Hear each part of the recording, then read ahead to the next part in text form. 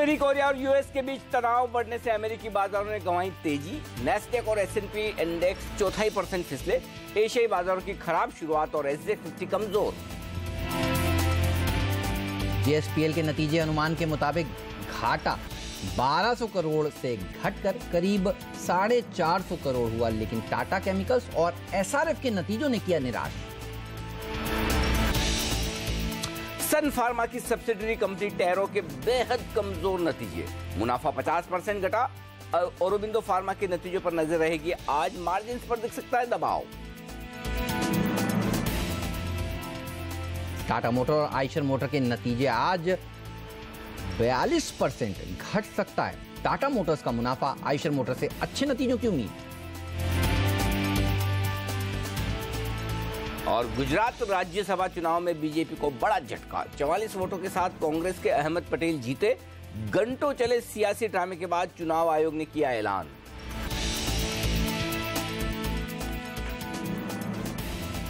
दुनिया भर के बाजारों से आज है कमजोरी के संकेत। कल की कमजोरी के बाद बड़ा सवाल एक है, क्या भारतीय बाजार और गिरेंगे? क्या ट्रेडर्स को और इन्वेस्टर्स को ऐसे बाजार में क्या करना चाहिए? इस पर होगा हमारा आज खास फोकस। नमस्कार, मार्केट काउंटडाउन में आप सबका स्वागत है।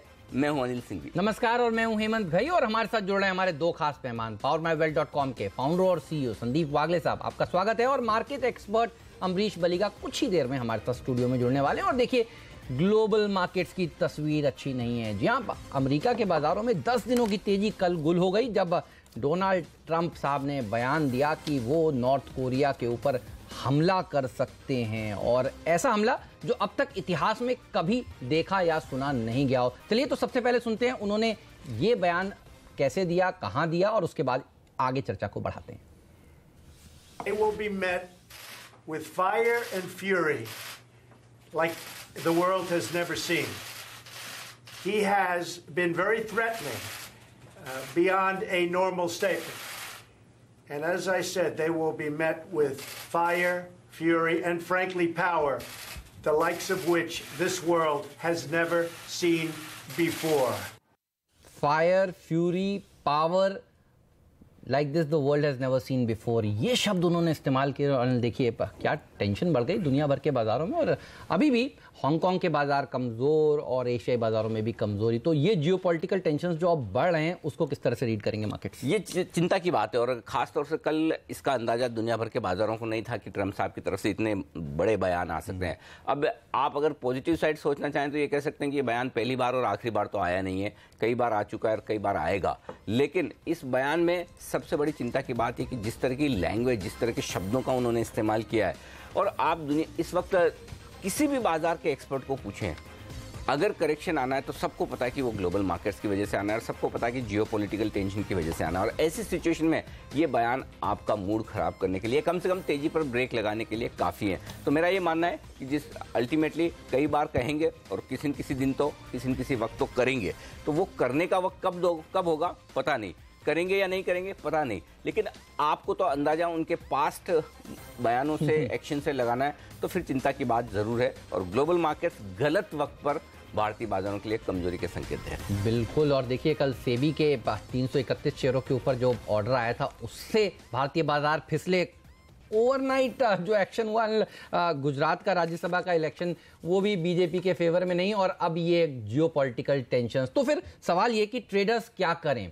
कल क्योंकि पहली बार 10,000 के नीचे जाकर समाप्ति हुई, क्या एक बार पोजीशन खाली की जाए? कम करनी चाहिए। ट्रेडर्स के लिए डेफिनेटली 10,000 के नीचे की क्लोजिंग मनोवैज्ञानिक तौर पर कमजोर है। 9 सेशन लगातार ऊपर बंद होने के बाद इसमें कोई डाउट नहीं कि 10,000 के नीचे जो बंद हुए हैं, तो वहां पर आपको ट्रेडिंग पोजीशन कम करनी चाहिए। और खास तौर से आपको जो करना चाहिए वो ये कि जो हाई बीटा स्टॉक्स हैं, जो कमजोर क्वालिटी के शेयर है, वहां पे आपकी ट्रेडिंग पोजीशन है तो आप डेफिनेटली कम करें। और मेरा ये साफ तौर पर मानना है कि अब जब तक 10,000 के ऊपर निफ्टी वापस क्लोज न दे, होने को आज भी हो सकता है, कोई बहुत बड़ी बात नहीं है कि अगर फिर से बाजार सुधर जाए, लेकिन चूंकि ग्लोबल मार्केट्स कमजोर होते हुए दिख रहे, तो ऐसे में 10,000 के ऊपर निफ्टी वापस क्लोज होता दिखे तो आप ये मान सकते हैं कि गिरावट रुकने के संकेत है। 24,800 के ऊपर बैंक निफ्टी आज फिर से क्लोज हो तो ये आप मानिएगा कि गिरावट के रुकने के संकेत है। तो ट्रेडर्स के लिए तेजी की मूड फिर से बनानी है तो पहले 10,000 के ऊपर की क्लोजिंग और 24,800 के नीचे की ऊपर की क्लोजिंग बहुत जरूरी है। लेकिन ट्रेडर्स के लिए एक संकेत और साफ है, अगर आज फिर से बाजार 10,000 के नीचे बंद होते हैं तो आपको ट्रेडिंग पोजीशन और कम करनी चाहिए। और बैंक निफ्टी पर एक संकेत बेहद साफ है कि 24,500 के नीचे अगर आज आप बंद होते हैं तो आपको तेजी की ट्रेडिंग पोजीशन खत्म कर लेनी चाहिए, यहाँ पर कम नहीं करनी चाहिए, खत्म कर लेनी चाहिए। क्योंकि इन्वेस्टर्स भी हमें देखते हैं, ट्रेडर्स तो देखते ही हैं, उनके लिए क्या राय होनी चाहिए ऐसे बाजार में जब काफी दिनों बाद करेक्शन लग रहा है कि थोड़े दिन रह सकता है? क्या हल्के रहने में समझदारी है और कहां तक गिर सकता है बाजार जब नई खरीदारी की शुरुआत करनी चाहिए? हेमंत, देखिए, कल से सबसे बड़ा सवाल यही आ रहा है, काफी लोगों ने सोशल मीडिया पर भी और अदरवाइज भी पूछा कि सब बेच दें क्या, खाली कर दें क्या। ये जो सवाल आ रहे हैं ना, ये सवाल बिल्कुल भी सही नहीं है। अभी तक ऐसा कोई संकेत नहीं है कि आप अपने पोर्टफोलियो को खाली कर दें, लेकिन एक संकेत साफ है और वो संकेत आपको बहुत साफ साफ पढ़ना चाहिए, और वो ये है कि आपको अपने पोर्टफोलियो को रिव्यू करना जरूरी है। रिव्यू किस तरह से कि आपके पोर्टफोलियो में क्या कमजोर क्वालिटी के शेयर है। अगर तीन ट्रेडिंग सेशन में HDL जैसे शेयर 40% गिर जाते हैं तो आपको ये देखना जरूरी है। जनरली होता है कि तेजी के मार्केट में आप क्वालिटी पर फोकस नहीं करते हैं, कौन सा शेयर फास्ट भाग सकता है उस पर फोकस करते हैं, और जब इस तरह का करेक्शन आता है तो ऐसा लगता है कि अरे ये गलत शेयर रह गया। लेकिन यही वक्त है जब आप अपने पोर्टफोलियो की क्वालिटी चेक करें। सबसे पहले क्वालिटी चेक करने का वक्त ये आ गया। अब जहां तक पोर्टफोलियो कम करने का, खाली करने का सवाल है, पहली बात तो बहुत क्लियर है, खाली करने जैसा तो कुछ बात है ही नहीं। ये बात तब होगी, आपको अपने पोर्टफोलियो में प्रॉफिट बुकिंग तब करनी है, या तो आप मुनाफा छोड़ना नहीं चाहते अभी कर सकते हैं, लेकिन खाली करने का वक्त तब आएगा जब निफ्टी 9,800 के नीचे ट्रेड करना शुरू करे, 2 या 3 दिन 9,800 के नीचे क्लोज दे। जब तक निफ्टी 9,800 के नीचे क्लोज नहीं देता तब तक पोर्टफोलियो खाली करने का बिल्कुल भी वक्त नहीं है। आप अपने पोर्टफोलियो को प्रोटेक्ट कर सकते हैं और 3 या 4% की आपको ट्रेडिंग ये रिस्क लेकर पोर्टफोलियो में हमेशा चलनी होगी। हाँ, ये हो सकता है कि इस 3-4% के करेक्शन में आपके पोर्टफोलियो के स्टॉक ज़्यादा करेक्ट हो जाए, इसीलिए मैं कह रहा हूँ यहाँ क्वालिटी चेक कीजिए। बैंक निफ्टी पर लेकिन एक लेवल बेहद साफ है। अगर 24,500 के नीचे बैंक निफ्टी क्लोज देता है 2 या 3 ट्रेडिंग सेशन, तो फिर आपको बैंकिंग शेयरों से निकल जाना चाहिए। तो पहला संकेत पोर्टफोलियो खाली करने का आएगा वो बैंक निफ्टी से आएगा, और वो 24,500 के नीचे की क्लोजिंग 2 या 3 सेशन में, मतलब ये कि निर्णायक रूप से 24,500 के नीचे बंद हो जाए, तब तक आपको घबराने की जरूरत नहीं। लेकिन हाँ, एक बात फिर से कहूँगा कि अपने पोर्टफोलियो को साफ तौर पर उस तरह से देखें, नहीं तो हेमंत होता है कि जनरली क्या होता है, अगर घर में आपके किसी के परिजन की या दोस्त की डेथ हो जाए, जब आप जाते हैं ना शमशान में, तो ऐसा लगता है कि यार ये सब क्या रखा है ज़िंदगी में, एक दिन हमें भी ऐसे ही आना है। और उस वक्त आप सोचते हैं कि अब घर जाके मैं ये अच्छे काम करूँगा, बाद में आकर फिर 2 घंटे बाद सब भूल जाते हैं, वही लग जाते हैं। वही चीज़ है, जब इस तरह का करेक्शन आता है, कमज़ोर क्वालिटी के शेयर जब खराब होते हैं, उस समय ऐसा लगता है कि आज के बाद इन शेयरों को हाथ नहीं लगूंगा, लेकिन 2 घंटे बाद, यानी कि 2 दिन 2 हफ्ते बाद आप भूल जाएंगे कि ऐसा भी कुछ हुआ। तो वो चीज़ याद रखनी है, क्वालिटी चेक, ये आज आपका सबसे बड़ा काम होना चाहिए। तो खराब क्वालिटी से अच्छी क्वालिटी में शिफ्ट होइए और लीवरेज पोजीशंस मत रखिए, क्योंकि आप देखिए जहाँ जहाँ लीवरेज पोजीशंस थी वहीं पर कल सबसे ज़्यादा प्रेशर देखने को मिला है। तो फिर आज के मार्केट को किस तरह से ट्रेड किया जाए? और देखिए बाजार की जो वीक कड़ी है वही है जो सबसे स्ट्रांग कड़ी थी, बैंक निफ्टी। करेक्ट, क्योंकि सबसे ज़्यादा देखिए कल सुबह हमने बताया 25 पॉइंट गिरा, 50 फ्री फॉल हो रहा था। शो के अंत तक तो 250 पॉइंट की बड़ी गिरावट देखने को मिली, और एक बार भी दिन के दौरान इसने रिकवर करने की कोशिश नहीं करी। बैंक निफ्टी का चार्ट लाते हैं आपके सामने। अब ये बताइए बैंक निफ्टी और निफ्टी किस तरह से ट्रेड किया जाए? देखिए 10,000 निर्णायक लेवल है, 10,000 के नीचे आप बने हुए हैं तो कमजोर ही हैं, इसमें कोई डाउट नहीं। ये है निफ्टी पर। बैंक निफ्टी पर अगला अहम सपोर्ट लेवल है 24,500, डे ट्रेड के लिहाज से भी और क्लोजिंग के लिहाज से भी। तो ये मेक और ब्रेक लेवल है। निफ्टी से ज़्यादा बैंक निफ्टी पर मेक और ब्रेक लेवल आ रहा है। 24,500 पर मेरी बहुत पेनी नजरें हैं।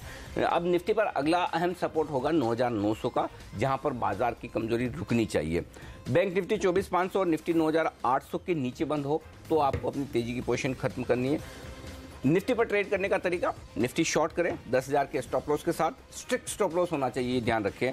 9,950 और 9,902 टारगेट नीचे की तरफ के। एक कॉन्ट्रा कॉल लेना हो स्किल ट्रेडर्स के लिए स्ट्रिक्ट स्टॉप लॉस के साथ, और वो होगा 9,900 के नजदीक खरीदारी करने का। तब आपका 9,850 का स्टॉप लॉस होगा और 50 पॉइंट ऊपर ही 9,950 के टारगेट के लिए। बैंक निफ्टी शॉर्ट करें, थोड़ा ऊपर मिले तो अच्छी बात है, पता नहीं मिलेगा नहीं मिलेगा कहना मुश्किल है। 24,800 clear cut defined stop loss है। 24,500 के नीचे का लेवल इसलिए मैंने नहीं दिया, मुझे पता नहीं चल रहा है कि 24,500 के नीचे बैंक निफ्टी कहाँ रुकेगा, वो मुझे डेटा में नजर नहीं आ रहा है, इसलिए मैंने दिया नहीं है। दूसरा तरीका ये बेहद बोल्ड और कॉन्ट्रा कॉल है, वो है बैंक निफ्टी पर 24,500 पर खरीदारी करने का। और ये तभी करें जब आप 24,450 पर पहले ही स्टॉप लॉस डाल सकें। 50 पॉइंट की रिस्क लेकर एक कॉन्ट्रा कॉल लेने की बात है। हो सकता है ये गलत हो और हो सकता है 24,500 के नीचे बैंक निफ्टी भी खुले तो फिर आप छोड़ दें, लेकिन ये बेहद स्ट्रॉन्ग और कॉन्ट्रा कॉल है 24,700 के टारगेट के लिए। जो स्टॉक्स जो सेक्टर्स कमजोरी की तरफ दिख रहे हैं, फार्मा शेयरों में नुकसान होगा टैरो के रिजल्ट के बाद। स्मॉल कैप स्टॉक्स आज भी प्रेशर में रहेंगे, यहाँ पर सावधान रहे, खासतौर से कमजोर क्वालिटी के शेयरों में। बिल्कुल। तो सवाल यही कि क्या ये अभी भी बाय ऑन डिप्स का मार्केट है या सेल ऑन रैलीज हो चुका है? पूछते हैं वागले साहब से। सर गुड मॉर्निंग, बताइए क्या कॉल है? Good morning Hemant, good morning Anil ji. Good morning sir. कल आफ्टरनून में हमने सेल का कॉल दिया था, उसको मैं मेंटेन करता हूँ। लेवल्स लगभग वही है जो अनिल जी ने कहा, 9900। मेरे टारगेट है 9880 और मेरा स्टॉप लॉस होगा 10,050।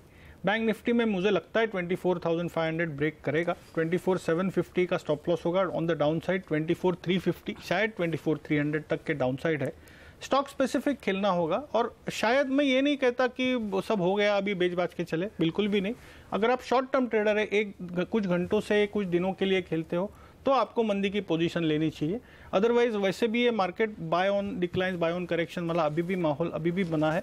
नीचे में आपको स्टॉक्स अच्छे मिलेंगे और नॉर्मली फॉल्स 2 या 3 दिन से ऊपर होता नहीं है। तो मैं समझता हूँ फ्राइडे तक सब होके हम वापस मंडे को हम सब वापस तेजी की बात करेंगे। वाह, चलिए तो मंडे तक ये करेक्शन पूरा हो जाएगा और वैसे भी ज़्यादा लंबा चलता नहीं है। बस अब ये जियोपॉलिटिकल टेंशन्स और बढ़े नहीं तो फिर हम रिकवर भी जल्दी कर सकते हैं। ये राय निकल कर आ रही है वागले साहब की। लेकिन अब बात करते हैं FIIs के डेटा की, घरेलू संस्थागत निवेशकों के डेटा की। और कल देखिए आपको दोनों बाय का फिगर दिख रहा है, लेकिन इसमें हाथ भारतीय इंफ्राटेल की डील का है। 2,570 करोड़ रुपए के आसपास की वो डील हुई है ना। एडजस्टमेंट कहाँ होगा, FIIs में या DIIs में? किसने लिया है ये? दोनों ने लिया है। दोनों ने लिया है। 2,500 करोड़ के आसपास की डील है और अगर आप दोनों के खरीदारी के डेटा मिलाकर देखें तो लगभग 2300 करोड़ के आसपास के आते हैं। 2300-2400 करोड़ के FIIs के और घरेलू फंड की कैश मार्केट की खरीदारी के। तो मोटा मोटी कह सकते हैं कि डील एडजस्ट हुई है। लेकिन उस लिहाज से देखें तो डेटा बुरे नहीं है कैश मार्केट के, क्योंकि अगर 2,500 करोड़ की खरीदारी आप भारतीय एयरटेल की निकाल ले दोनों फंड में से, तो उसके बाद कल की इतनी तेज गिरावट में कैश मार्केट में बिकवाली न घरेलू फंड की है न FIIs की है। तो ये एक अच्छा संकेत है कि जो कुछ बेचा है वो ट्रेडर्स ने बेचा। और वायदा कारोबार में भी वही दिख रहा है कि 417 करोड़ के इंडेक्स फ्यूचर्स जो बिके हैं वो कोई बहुत बड़ा नहीं है कल के फॉल को देखते हुए। स्टॉक फ्यूचर्स में 26 करोड़ की खरीदारी FIIs की। तो मैं ये कहूँगा कि डेटा बुरे तो नहीं है, इसमें कोई डाउट नहीं। FIIs की तरफ से जो कुछ बिकवाली हुई इस पर प्रेशर ट्रेडर्स का है। और FNO में देखिए एक संकेत साफ दिख रहा है कि तेजी करने वाले ट्रेडर हार मान चुके हैं। 2 चीजें बताऊंगा उसके लिए। पहला तो एक पुट कॉल रेशियो, एक ही दिन में आप देखिए 10 पॉइंट घटकर 1.15 पर आया, अच्छा संकेत है। मैं तो कहूंगा कि पुट कॉल रेशियो 1 के आसपास आ जाए ना, वहां खरीदारी का मौका होगा। और देखेंगे कि 9,800 अगर अभी तो खैर 10,000 पर पुट पर हाईएस्ट ओपन इंटरेस्ट है, तो हाईएस्ट ओपन इंटरेस्ट और 1 का पुट कॉल रेशियो, ये कॉम्बिनेशन कहाँ बनता है वहां पर हम आपको बताएंगे कहाँ आपको शॉर्ट्स भी कवर करनी चाहिए, फ्रेश खरीदारी भी करनी चाहिए, कहाँ पर करेक्शन पूरा होने के या फिर एक कहते हैं कि शॉर्ट टर्म बॉटम बनने के संकेत आएंगे। वो वायदा कारोबार के डेटा में आज या कल में सामने नजर आते हुए दिखेंगे। अब दूसरी बात, क्यों तेजी करने वाले ट्रेडर्स हार मानते हुए दिख रहे हैं? कल देखिए निफ्टी में 13 लाख शेयर जुड़े हैं और बैंक निफ्टी में 2.25 लाख शेयर जुड़े हैं। दोनों में निफ्टी में खासतौर से अच्छी खासी प्रीमियम कम होती हुई दिखी है, तो शॉर्ट बनने के संकेत आते हुए दिखे। ये शॉर्ट काफी हद तक ट्रेडर्स ने बनाई है। अब 10,000 का लेवल इसलिए अहम है और 10,000 के ऊपर क्लोज होने पर ही आपको संकेत मिलेगा कि करेक्शन पूरा होता दिख रहा है या थोड़ी मजबूती के संकेत आएंगे। वो इसलिए कि 10,000 के लेवल पर 47 लाख शेयरों का कॉल्स में ओपन इंटरेस्ट है। अब इस बाजार की दिक्कत क्या है? इस बाजार की दिक्कत इस वक्त शॉर्ट सेलर्स नहीं है। इनफैक्ट शॉर्ट सेलर्स तो इस बाजार में काम आते हुए दिख रहे हैं। वो तो कल भी अपनी शॉर्ट्स कवर करते हुए दिखे, बड़े दिनों बाद उन्हें गिरावट मिली है। दिक्कत तेजी करने वाले ट्रेडर्स की है। वो अपनी तेजी की पोजीशन छोड़ने की जल्दबाजी में या फिर उन्हें कॉन्फिडेंस नहीं है कि हम लाइफ टाइम हाई पर अपनी तेजी की पोजीशन को कितना रखें। जबकि मंदी करने वाले ट्रेडर्स तो ढीठ हैं, वो अपनी पोजीशन को लेकर खड़े हुए, अभी भी काटने की जल्दबाजी नहीं करें। तो अब जो नीचे सपोर्ट आ रहा है वो मंदी करने वाले ट्रेडर्स से आ रहा है शॉर्ट कवरिंग का। तेजी करने वाले ट्रेडर्स की दिक्कत है कि 10,000 के नीचे आते ही अब उन्हें अपनी तेजी की पोजीशन कम करनी है। कल उन्होंने ये सोचा कि एक दिन देखते हैं, अब फर्ज करें, और जैसा आज दिख भी रहा है ग्लोबल मार्केट्स की वजह से कि आप 10,000 के नीचे ही ट्रेड करेंगे। तो ये जो 47 लाख शेयरों का ओपन इंटरेस्ट है पुट का, यहां पर तेजी की पोजीशन खत्म होने का खतरा और बढ़ेगा और ये 25-50 पॉइंट का दबाव निफ्टी पर आसानी से और बना सकता है। इसलिए दिक्कत है। तो 10,000 के ऊपर जब तक नहीं आप निकलेंगे तब तक वो कॉन्फिडेंस फिर से लौटेगा नहीं। और दूसरा एक और नेगेटिव संकेत है कि जो हाईएस्ट ओपन इंटरेस्ट कॉल्स में था, परसों 10,500 पर था, वो कल शिफ्ट होकर 10,200 पर आ गया और आज 10,100 पर आ गया। तो यानी कि अब आपके लिए हर 100 पॉइंट ऊपर चढ़ने में काफ़ी मुश्किल आएगी, वो दूसरा संकेत आता हुआ दिख रहा है। अब आइए बैंक निफ्टी पर, यहाँ डेटा बेहद इंटरेस्टिंग है। पहले वीकली डेटा की बात करें जो कल बैंक निफ्टी की एक्सपायरी है।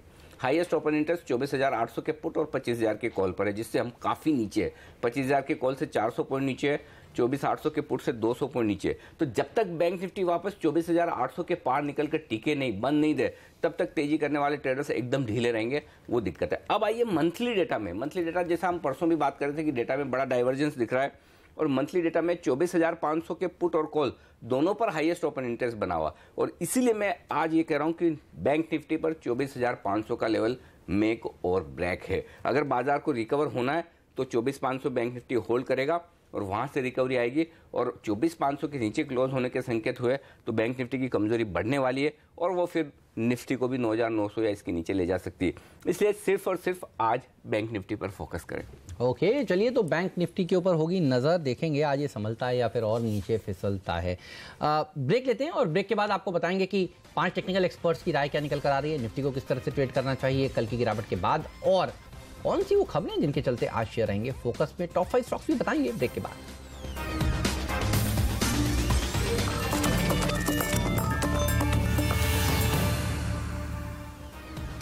और अब पेश है निफ्टी पर हमारे 5 एक्सपर्ट्स की राय। 5 में से 3 एक्सपर्ट्स की राय है शॉर्ट साइड पर कहने की मंदी कीजिए और 2 कहने की खरीदारी कीजिए गिरावट में। अब इंटरेस्टिंग बात है कि 2 लेवल बड़े अहम दिख रहे हैं। पहले तो है 9,920 का और उसके ऊपर है 10,000 का।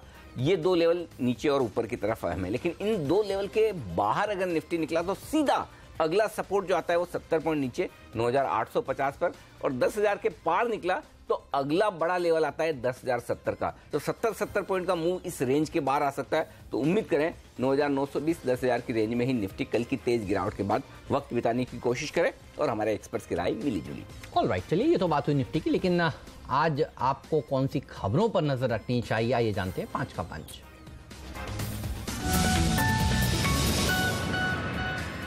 जेएसपीएल यानी कि जिंदाल स्टील एंड पावर, इसके उम्मीद के मुताबिक रहे नतीजे, और नतीजों में अगर आप देखें तो जो रेवेन्यू का आंकड़ा है वो 16-20% बढ़कर आया है। अच्छा रेवेन्यू आता हुआ दिखा है, 6,125 करोड़ का। लॉस 420 करोड़ का है, हमारी उम्मीद के मुताबिक आंकड़े हैं। अच्छी बात जो इन आंकड़ों में दिख रही वो है मार्जिन।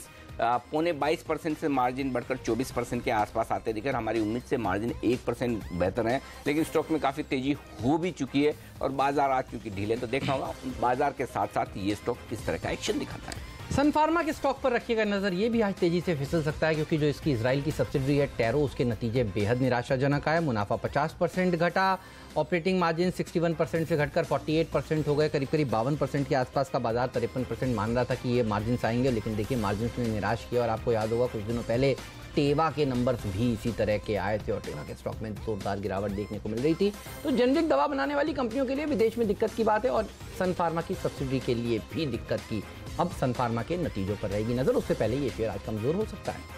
बिल्कुल, तो सन फार्मा पर रखिए नजर, लेकिन साथ ही कुछ और कमजोर नतीजे। टाटा केमिकल कल बाजार बंद होने के बाद बेहद खराब नतीजे पेश किए, और ये सरप्राइजिंग है थोड़ा। हालांकि इनका फर्टिलाइजर कारोबार कम जरूर है, लेकिन फिर भी है फर्टिलाइजर के बिजनेस, और बाकी फर्टिलाइजर कंपनियों के नतीजे काफी दमदार रहे। तो केमिकल और फर्टिलाइजर दोनों ही डिवीजन लगता है टाटा केमिकल पर भारी पड़ते हुए दिख रहे हैं। रेवेन्यू में 20% की कमी आई, ये थोड़ी सी सरप्राइजिंग है, और कोटक के जो एस्टिमेट थे उससे भी काफी कम। मुनाफा महज 178 करोड़ पर रहा है, ये भी काफी कमजोर रहा है, और मार्जिन अगर आप देखें तो बेहद ढीले नजर आ रहे हैं। तो कुल मिलाकर टाटा केमिकल के खराब नंबर्स, और एसआरएफ के भी बेहद कमजोर नंबर। हम आपसे 2 दिन से कह रहे थे देखिए इस शेयर पर रखिएगा नजर, बेहद खराब नंबर्स पेश कर सकती है कंपनी। 24% से घटकर देखिए मार्जिन जो है एबिटा के वो 16% पर आ गए हैं। मुनाफा 33% घटा है, और एबिटा में भी करीब करीब 31% की गिरावट देखने को मिली है। तो ये एक और शेयर जो एफएनओ में है आज दबाव में रह सकता है। तो कमजोर नतीजे हैं बाजार बंद होने के बाद। कल काफी लगातार कमजोर नंबर, बहुत खराब नंबर है, और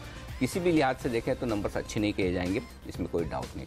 ओके, अब नजर रखिए रामकृष्ण फोर्जिंग और क्वेस कॉर्पोरेशन, ये 2 स्टॉक। यहाँ पर आरबीआई ने इन दोनों ही शेयरों में निवेश की सीमा बढ़ाई है, तो ये एक अच्छी खबर कि अब एफआईज और ज़्यादा यहाँ पर निवेश कर पाएंगे। स्वागत है आप सभी का CNBC आवाज पर। एचएक्स निफ्टी पर नजर रखिए। 28 अंक की गिरावट के साथ आज भारतीय बाजार खुलेंगे, ये संकेत दे रहे हैं। लेकिन ऐसे बाजार में कहां है कमाई के मौके, जानते हैं वागले साहब के टॉप ट्रेडिंग आइडियाज आज के लिए।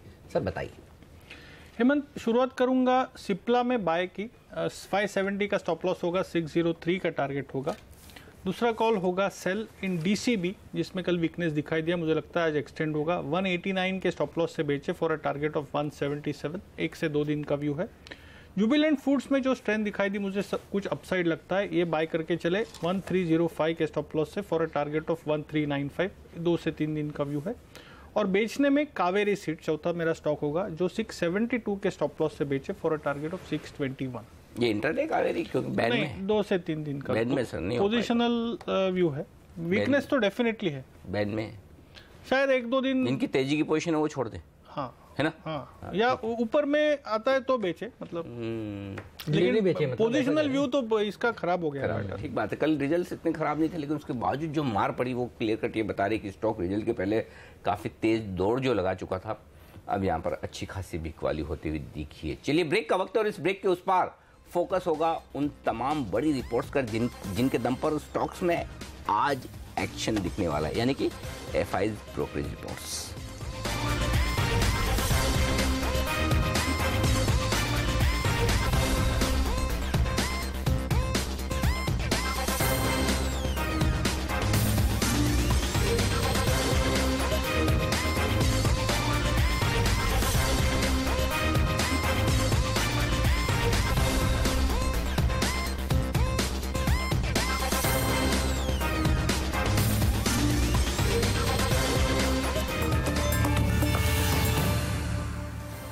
और आज आइए कई सारे स्टॉक्स पर FI ब्रोकरेजेस की रिपोर्ट्स रिजल्ट के बाद भी और दूसरे तरीके से भी। तो इन सभी रिपोर्ट्स पर देखते हैं आज क्या कुछ एक्शन होने वाला है, और ये एक्शन बताने के लिए हमारे साथ हैं हर्षदा सावंत। हर्षदा बताइए पहले तो उन कंपनियों के बारे में जिनके कल बाजार बंद होने के बाद रिजल्ट्स आए और रिजल्ट्स के बाद रिपोर्ट्स हैं, कौन से हैं वो शेयर?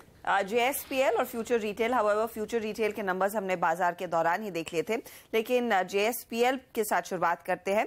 सिटी ने खरीदारी की राय बरकरार रखी है, टारगेट 200 का दिया है। JSPL लगातार कैश ब्रेक इवन अचीव कर रहा है, भले ही कंपनी की कैपेसिटी यूटिलाइजेशंस बहुत ही कम हो या फिर बहुत ही लो हो, ये कहना है सिटी का। साथ ही साथ अंगुल प्लांट का एक रैंप अप देखने को मिलेगा FY18 में, उससे फायदा कंपनी के हाथ लगता हुआ दिखाई देगा। और कैश फ्लोज भी बेहतर होने के और काफी जो डेट है कंपनी के बुक्स पर वो कंपनी आसानी से सर्विस करेगी, इसीलिए 200 का टारगेट और खरीदारी की राय।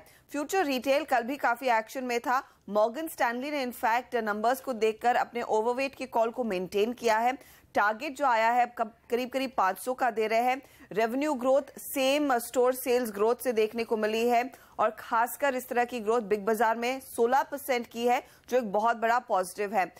FBB जो इनके प्राइवेट लेबल्स का पर्टिकुलर ब्रांड है, वहां से भी एक अच्छी ग्रोथ देखने को मिल रही है, और ये पॉजिटिव्स की इन हो रहे हैं मॉर्गन स्टैनली के लिए फ्यूचर रिटेल में, जब वो एक ओवरवेट का कॉल दे रहे हैं। तो इन स्टॉक्स पर रहेगी नजर। लेकिन हर्षदा और कौन सी रिपोर्ट्स हैं? इनफैक्ट मिड कैप्स पर काफी ज्यादा फोकस है, जागरण प्रकाशन, NCC, जुबिलेंट फूड। लेकिन जो बड़ी डेवलपमेंट हुई है कल, वो बजाज ऑटो ने ट्रायम्फ के साथ जो करार किया है, उसके बाद क्रेडिट स्विस ने एक रिपोर्ट निकाली है और वो न्यूट्रल का कॉल दे रहे हैं। टारगेट प्राइस बजाज पर इनका है करीब 2590 का। उनको लगता है ये ट्रायम्फ वाली डील KTM के साथ जो बजाज की डील थी उसको रेप्लिकेट करेगा। एंड मोस्ट इंपॉर्टेंटली ज्यादातर ब्रोकरेजेस यही मान रहे हैं कि बजाज जब ट्रायम्फ के ब्रांड को मार्केट करेगा, ये आइशर मोटर्स के लिए एक बड़ा कॉम्पिटिटिव जोन रहेगा, तो दोनों कंपनियों पर नजर रखनी चाहिए। इनफैक्ट क्रेडिट स्विस ने आइशर पर एक अंडर परफॉर्म का कॉल दिया है, 21,800 का टारगेट है। वहीं बाकी ऑटो कंपनियों पर भी जो इन्होंने रिपोर्ट दी है, न्यूट्रल हीरो मोटो का कॉल है 2914 का, और अंडर परफॉर्मर का कॉल TVS मोटर्स पर बरकरार रहेगा 320 रुपए प्रति शेयर के लिहाज से। लेकिन मिड कैप के लिहाज से देखें तो जागरण प्रकाशन पर CLSA की राय है, खरीदारी की राय बरकरार है। 222 का टारगेट इन्होंने दिया है। उत्तर प्रदेश का एक बहुत स्ट्रॉन्ग ब्रांड है जागरण प्रकाशन, और वहीं पर सबसे ज्यादा ग्रोथ देखने को मिलेगी। उनको लगता है फेस्टिव सीजन में एडवर्टाइजिंग रेवेन्यू भी बढ़ेगा, उसका फायदा स्टॉक को जरूर मिलता हुआ दिखाई देगा। साथ ही साथ CLSA NCC पर भी खरीदारी की राय दे रहा है। टारगेट प्राइस 110 रुपए प्रति शेयर का है। उनको लगता है CAGR FY 17-20 में करीब करीब 18% की ग्रोथ दिखाता हुआ नजर आएगा। One time execution, margin improvement, low base, ये सारे पॉजिटिव्स हैं जो ईपीएस को ड्राइव करेंगे कमिंग क्वार्टर्स में। आईओसी पर भी इनफैक्ट रिपोर्ट्स आई है और क्रेडिट स्विस एक आउट परफॉर्मर की राय बरकरार रख रहा है। टारगेट इन्होंने 455 से बढ़ाकर अब 505 का किया है। पारादीप से प्रॉफिटेबिलिटी ड्राइव करेगी और थर्ड क्वार्टर तक इसका सबसे ज्यादा फायदा मिलता हुआ दिखाई देगा। जुबिलेंट फूडवर्क्स, यहां पर भी कल आपको याद होगा कंपनी ने अनाउंस किया अपने प्रोडक्ट्स को और बेहतर बनाने के प्लान्स हैं और वैसे भी हमने देखा है जो रात में डिलीवरीज इनकी शुरू हुई हैं उसका भी फायदा मिल रहा है। सेम स्टोर सेल्स ग्रोथ अच्छी रही है Q1 में। इस बेसिस पर डॉइचे बैंक कह रहा है कि खरीदारी करके चले, टारगेट 1400 का होना चाहिए। ओके, डॉइचे बैंक की रिपोर्ट 1400 के टारगेट के साथ और जुबिलेंट फूड भी एक्शन में दिख रहा है स्टॉक और ऑलरेडी वागिल साहब रिकमेंड कर ही चुके हैं आज के सेशन में, तो इस स्टॉक के लिए तो कमजोरी में खरीदारी के मौके आपके लिए बनते हुए दिखेंगे। लेकिन कुछ और स्टॉक जो एक्शन में रहने वाले, सबसे पहले तो सन फार्मा, इस पर बात की जाए क्योंकि जो नंबर्स आए टेरो के वो बहुत ही मतलब कमजोरी वाले दिख रहे हैं और वागले साहब मेरे ख्याल से 497 का इसका लो है, राइट, 52 वीक लो, जिसके बेहद नज़दीक कल बंद हुआ और आज उसके नीचे खुलेगा। तो मेरा अंदाज़ा ये है ये स्टॉक 5 से 10% आज नहीं, ये इवेंचुअली गिरना चाहिए। 450-460 तक आने की संभावना दिखती है क्योंकि पहली बार ऐसा हुआ है टेरो ने $100 मिलियन से कम का रेवेन्यू दिखाया है और जिस तरह से जेनरिक दवाओं पर जो भारी मार पड़ रही ट्रम्प साहब की तरफ से वो बड़ा मुश्किल वाला मामला है। अब बताइए कितना गिर सकता है ये? 450-430 ये रेंज में तो मुझे दिखता है ना, लेकिन ऑन द अपसाइड मैं समझता हूँ 530 के ऊपर जाना नहीं है। तो any move towards that I think बेच के ही चलना चाहिए। और मेरा डिस्क्लोजर होगा कि मेरे फैमिली पोर्टफोलियो में, मेरे पोर्टफोलियो में नहीं है और पुराना है। अच्छा, तो फिर मेरा सवाल दूसरा, फिर क्या आप अपनी डिलीवरी बेचेंगे? नहीं, ये लेवल ओवर सोल्ड है तो आप नहीं, डिलीवरी नहीं बेचना है। डिलीवरी नहीं बेचना है और इतना जब बेचना था तो 700 पे बेच के अब थोड़ा सा नीचे 50 रुपए नीचे लेने का टाइम था, जो नहीं निकल गया। चलिए, तो दबाव में रहेगा आज ये स्टॉक, इस पर रखिएगा नजर और नजर रखिएगा SRF और टाटा केमिकल्स पर भी। बेहद निराशाजनक नतीजे इन्होंने भी पेश किए। इन दोनों के चार्ट्स देखकर बताइए वागले साहब क्या नजर आ रहा है, कितना नीचे और फिसल सकते हैं? SRF के मार्जिन दूसरी तिमाही देखिए कमजोर हुए हैं, 24% से घटकर 16.5% के आसपास। और टाटा केमिकल्स ने भी कमजोर नंबर्स, रेवेन्यू के फ्रंट पर, एबिटा मार्जिन में भी दबाव। ज्यादा कौन सा गिर सकता है? हेमंत, SRF अगर 1500 ब्रेक करता है तो मैं सीरियसली वरीड रहूंगा क्योंकि 1500 और 1600 का रेंज है। इनफैक्ट मैंने 2-3 दिन पहले ट्रेडिंग बाय था। 1500 ब्रेक करता है फिर ये 1350 तक भी जा सकता है। टाटा केमिकल्स वो लेवल 580 का है, फिर मतलब 100 रुपये वहाँ से गिर सकता है। तो मुझे नहीं लगता इतना गिरना चाहिए और अगर गिरा 580 के नीचे क्लोज हुआ तो आई थिंक डिलीवरी बेच के आपको 10% नीचे मिलना चाहिए, 10 से 15%। 580 के नीचे डिलीवरी भी बेच, अगर आज क्लोज होता है ये अच्छा बताया आपने। तो चलिए टाटा केमिकल पर रखिएगा नजर।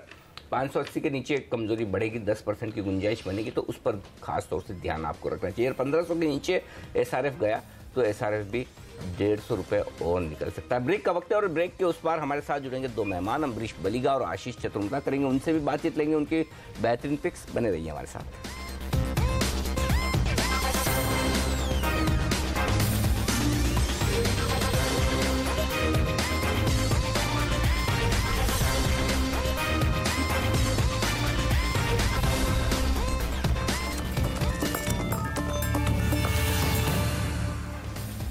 मार्केट काउंटडाउन में आप सबका स्वागत है। वागले साहब का साथ देने के लिए 1 नहीं 2 नहीं 3 और एक्सपर्ट्स हमारे साथ काम में आज शामिल हो रहे हैं। वागले साहब आपका कामकाज थोड़ा हल्का हो जाएगा अब। देखिए, अम्बरीश बलिगा जी आ चुके हैं हमारे स्टूडियो में, आशीष चतुर्वेदी जी आ चुके हैं, किरण यादव जी भी जुड़ चुके हैं। आप सबका स्वागत है। और इन तीनों में अम्बरीश जी के चेहरे पे स्माइल दिख रही है आज मुझे। सर, ये करेक्शन की जो करेक्शन आया है, ये बताइए कि ये 3 घंटे की जो मूवी है इसमें हम कहाँ हैं करेक्शन में? मतलब फर्स्ट हाफ में है, इंटरवल में, सेकंड हाफ में? मुझे लगता है कि ये शायद टीजर है। मतलब जो क्रेडिट्स आते हैं शुरू में नाम आते हैं वहाँ पे हैं? हाँ, उससे क्या बात कर रहे हैं? उससे पहले का है, पर again we can not be too sure क्योंकि जितना लिक्विडिटी है मार्केट में, it is possible that the liquidity can come in to buy at slightly lower levels, क्योंकि जब भी पहली गिरावट आती है people are quite brave to in fact come out and buy. पर उसके बाद जो सेकंड गिरावट आती है जो स्टीपर होता है, ये तो सेकंड वाली है ना सर? पहली वाली तो आ चुकी थी। हाँ, पर अभी देखना पड़ेगा कि ये एक्चुअली सेकंड वाली होगी कि नहीं, क्योंकि in case the buying comes in the next 100 points, then we can again see some sort of a bounce back. But in case that buying does not come in, then we can clearly say कि ये जो गिरावट है second वाली है और यहाँ पे शायद पैनिक हो सकता है। क्योंकि यदि मार्केट गिरता है अप टू 9600 लेवल्स, तो वहाँ से चालू हो जाएगा। So we have to see whether right now it will hold on और नॉट। अच्छा, दिस इज वेरी इंपॉर्टेंट। एक चीज जिस पर आपकी इस समय नजर होनी चाहिए और वो है ग्लोबल मार्केट्स की बिगड़ती हुई तस्वीर। जब शो की शुरुआत करी थी तो हांगकांग 100 पॉइंट नीचे था, और अब एक बार देखिए, और जापान का बाजार भी देखिए, जापान का बाजार है ना 250 पॉइंट नीचे, हांगकांग वहां से और 100 पॉइंट नीचे। तो ग्लोबल मार्केट्स की तस्वीर खराब होती हुई नजर आ रही है। डोनाल्ड ट्रंप कह रहे हैं हमला कर देंगे, और गुजरात में जो कल हुआ उसको आपने किस तरह से रीड किया, ये बताइए। I mean, without taking any political sides, I think this was extremely good for democracy. ना वो बात ठीक है, लेकिन बाजार किस तरह से रीड करेगा इसको? अहमद पटेल साहब का जीतना और ड्रामा कल हुआ, बाजार तो क्लियरली नेगेटिवली लेगा। हाँ, क्यों लेगा सर? बाजार क्या फर्क पड़ता है एक सीट में? कोई फर्क नहीं पड़ता सर। नहीं, गुजरात जैसे स्टेट में राज्यसभा की एक सीट, वो देखिए ये जनरल न्यूज चैनल के लिए बड़ा मुद्दा है, राइट। मार्केट के लिए अगर इतना बड़ा था तो कल पूरे दिन भर मार्केट में चर्चा होनी चाहिए थी इसकी। I think it is only sentimental. It is only sentimental. मुझे नहीं लगता, मैं थोड़ा सा डिसएग्री कर रहा हूँ आपसे, लेकिन अगर इतनी बड़ी बात होती ना तो कल सब लोग इसकी चर्चा कर रहे होते, और कल अगर इस तरह का होता तो कल बाजार को जीतेंगे अहमद पटेल, नहीं जीतेंगे उसके दम पर गिरना चाहिए, ऐसा कुछ नहीं है। एक सीट से कोई फर्क नहीं पड़ता। अल्टीमेटली राज्यसभा में मेजोरिटी वो मायने रखती है, प्रेसिडेंट इनका बनता है, वाइस प्रेसिडेंट इनका बनता है। तो मुझे लगता है कि मार्केट के लिए नॉन इवेंट है।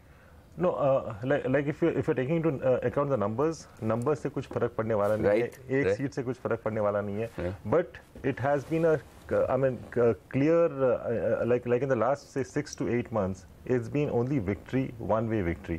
तो यहाँ पे एक stop आ रहा है। From that point of view, I'm saying it is a sentimental. Sir ये जीतते ना तो पॉजिटिव हो जाता है, क्योंकि कम सीट होने के बावजूद जीत गए। इसमें कांग्रेस अगर जीती तो बड़ी बात क्या है, जीतनी चाहिए थी, उनकी सीट्स ज़्यादा थी, सिंपल है। इसलिए मुझे लगता है कि जो हमें फोकस करना चाहिए, हमें सिर्फ और सिर्फ ग्लोबल मार्केट्स और हमारे करेक्शन पे फोकस करना चाहिए। ये पॉलिटिक्स वाली चीजें इतनी इंपॉर्टेंट नहीं है। I think the bigger point today is the geopolitical issue which is there. North Korea को लेकर, I think that is more important. Most important. अच्छा, इसमें ऐसी सिचुएशन में आशीष जी क्या करें फिर? ये जो दुनिया भर के बाजारों की तस्वीर है, गैप से खुलने के संकेत है, गैप से खुलेंगे, खरीदेंगे और फिर बेचेंगे। Anil ji good morning. देखिए अनिल जी, यहाँ पे 2-3 बहुत एक इंपॉर्टेंट मुद्दे हैं। सबसे पहले हमको वोलेटिलिटी को ट्रैक करना बहुत ज़रूरी है। जब भी इस तरह का कोई मेजर रिवर्सल पॉइंट आता है तो वहाँ पर पे अगर से कोई सबसे अच्छा इंडिकेटर जो वर्क करता है वो है वोलेटिलिटी, और इसके लिए आप इंडिया विक्स को चेक कीजिए। अगर से इंडिया विक्स किसी भी कारणों से 10% के ऊपर का मुंह दिखाती है तो डेफिनेटली ये बाजार के लिए शॉर्ट टर्म के अंदर में एक नेगेटिव साइन। तो 0.8% तो कल ही हो गया मुंह। देखिए फॉलोअप मुंह आना बहुत जरूरी। बीच में भी आप मतलब कल के 0.8 के बाद आज और 10% चाहिए। देखिए अनिल जी, आता होगा आपको बीच में एक बार 26% इंट्राडे, वो एक्सट्रीम सिचुएशन कभी कभार होता है। सेल ऑफ और उसके बाद अगेन मार्केट ने रिवर्सल दिखा दिया। तो मुझे मेरा कहना है कि जैसे हम टेक्निकल को फॉलो करते, किसी भी चीज को करते, फॉलो अप होना बहुत जरूरी है बाजार के अंदर में। और ऐसा ही एक फॉलो अप इंडेक्स के लेवल पे 9900 का लेवल है जो बहुत एक इंपॉर्टेंट सपोर्ट है, क्योंकि आप एवरेज देखेंगे लास्ट अगर से 1-1.5 महीने की पोजीशंस का, तो कहीं ना कहीं 9900 के आसपास एक एवरेज बना है। अगर से 9900 के लेवल्स ब्रीच होते हैं तो डेफिनेटली लीवरेज ट्रेडर्स वहां पर पे एक बहुत ही बुरी पोजीशंस में स्टक होंगे और जिसके चलते दबाव की स्थिति बनेगी। बट जब तक मुझे लगता है कोई बड़ा कॉल लेना बाजार में अवॉइड करना चाहिए। मैं बाजार से निफ्टी से, खासतौर से निफ्टी और बैंक निफ्टी से इस पॉइंट ऑफ टाइम पे कोई भी कॉल लेना अवॉइड करूंगा। चलिए, तो यहाँ पर कोई भी कॉल लेना अवॉइड करेंगे, लेकिन किरण जी से पूछते हैं कि आज उनके टॉप ट्रेडिंग आइडियाज कौन से हैं। किरण जी बताइए, कहाँ पर मंदी की जाए, कहाँ पर तेजी की जाए? मेरा पहला स्टॉक बैंक इंडिया रहेगा। मुझे लगता है बैंक इंडिया में काफी खराब स्ट्रक्चर हो चुका है और डिलीवरी बेस्ड सेलिंग देखने को मिल रही है। उसी के साथ ओपन इंटरेस्ट एडिशंस बढ़ते नजर आ रहे हैं।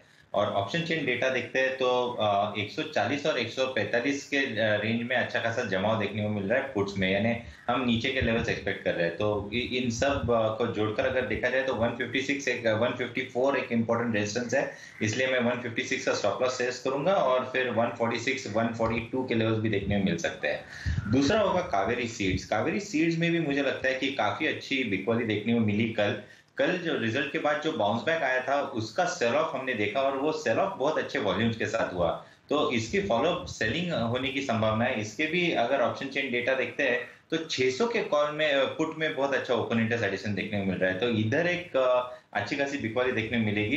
पर टेक्निकल टारगेट 623 के फर्स्ट आते हैं, उधर वापस एक बार रिव्यू ले लेंगे। इस ट्रेड के लिए 675 का स्टॉप लॉस लगाना बहुत जरूरी होगा। तीसरा होगा भेल में पहले से ही नेगेटिव डाइवर्जेंस है और उसी के साथ अच्छे वॉल्यूम्स के साथ क्रैक होते नजर आ रहे हैं। हालांकि एक इंपॉर्टेंट सपोर्ट 132.50 132 लेवल्स है, पर मैं अगर पूरा डेटा स्टडी करते हैं तो ये 132 का लेवल निकल जाए ऐसा संकेत मिल रहा है। तो 137 के स्टॉप लॉस के साथ हम 127 के टारगेट्स देखने को मिल जाने चाहिए अगले 2 ट्रेडिंग सेशंस में। इधर भी ऑप्शन चेन डेटा में 125 और 120 में अच्छा खासा जमाव देखने को मिल रहा है, तो ओवरऑल बेरिश व्यू है इन तीनों काउंटर्स पे। ओके, तो सब तरफ माहौल कमजोरी का। बैंक ऑफ इंडिया बेचे कावेरी, अच्छा कावेरी तो अगले साहब को भी बेचना है, किरण को भी बेचना है, और दोनों बेचेंगे कैसे, यही बड़ा सवाल है। बैंक से बाहर तो निकले, चलिए आज निकल जाए तो फिर देखते हैं क्या कुछ होता है। भेल, जहाँ कल सीएजी की रिपोर्ट आई थी, सीएनबीसी आवाज़ ने आपको एक्सक्लूसिव खबर दी थी, आपको याद होगा, हमारे economic policy editor Lakshman Roy साहब ये खबर लेकर आए थे कि सीएजी ने बड़ी गहरी आपत्तियां दिखाई है भेल पर। उनका एक कई सारे उनके कामकाज पर, एक्सपांशन पर, डाइवर्सिफिकेशन पर, ऑर्डर पूरा नहीं करने पर सवाल उठाए थे, और उसके बाद स्टॉक भेल का कल का चार्ट बताइए। देखिए सीएनबीसी आवाज़ ने जब ये खबर दी उसके बाद किस तरह से स्टॉक कमज़ोर हुआ, और अब चार्ट पर और तकनीकी तौर पर कमज़ोर होता हुआ दिख रहा है। ये राय आती हुई दिख रही है, नतीजे भी और कल नतीजे आने वाले हैं, तो नतीजों पर भी नजर है कि नतीजों के पहले ये स्टॉक कमज़ोर होता हुआ दिख रहा है। ब्रेक का वक्त है और ब्रेक के बाद आशीष जी तैयार हैं, फिक्स रेडी हैं, बस ब्रेक के बाद।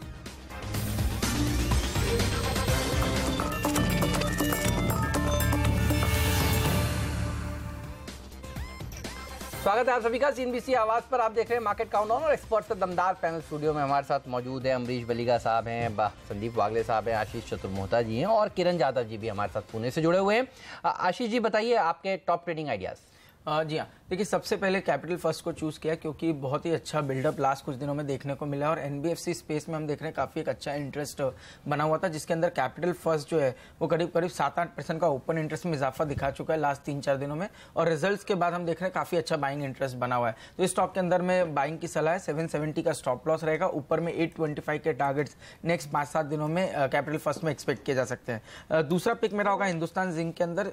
मैंने पहले भी कहा कि कमोडिटी एज अ स्पेस बहुत ही इंटरेस्टिंग लग रहा है, और खास तौर पे मेटल्स जैसे कि कॉपर, जिंक, एल्यूमिनियम, इन सभी में एक अच्छी तेजी देखने को मिल सकती है, और वहां एक ट्रेंड पूरी तरह से पॉजिटिव बना हुआ है। मुझे लगता है हिंदुस्तान जिंक में पोजीशन बनानी चाहिए। छोटा एक स्टॉप लॉस होगा 283 का, और ऊपर में मुझे लगता है 296 तक के टारगेट्स हिंदुस्तान जिंक में एक्सपेक्ट किए जा सकते हैं। तीसरी कॉल मेरी होगी शॉर्ट साइड पे लुपिन के अंदर, जहां पर पे एक मेजर सपोर्ट 1000 के लेवल्स के नीचे ब्रेक हुआ है, और हम देख रहे हैं बहुत ही considerable open interest short side पे इन स्टॉक्स पे बनता हुआ नजर आ रहा है एंटायर फार्मा स्पेस में। तो मुझे लगता है 1000 के एक स्टॉप लॉस से शॉर्ट पोजीशन बनानी चाहिए।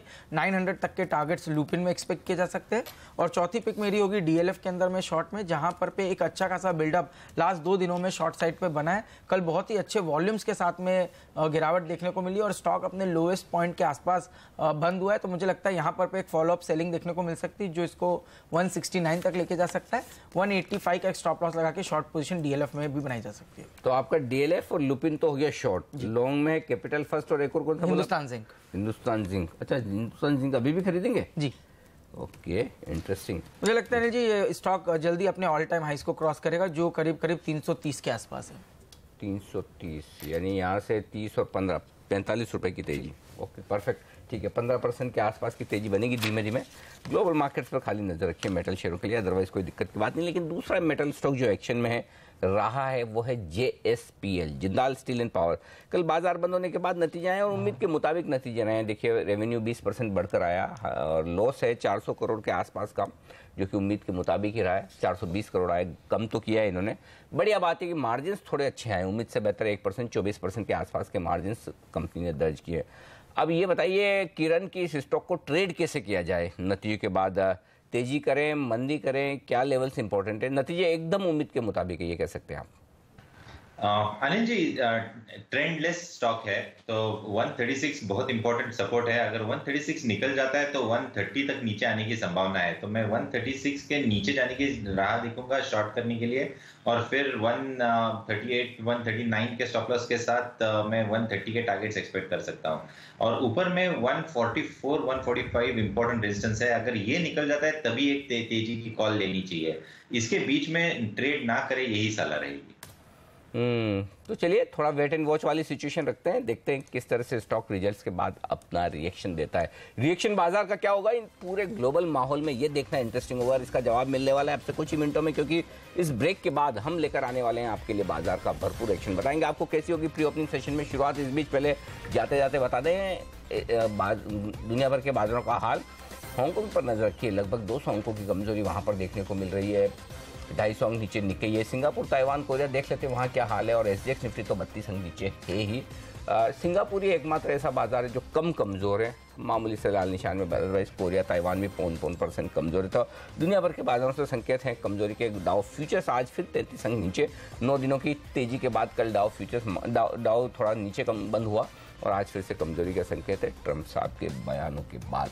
ब्रेक का वक्त, और ब्रेक के बाद लेकर आएंगे आपके लिए पहला सौदा।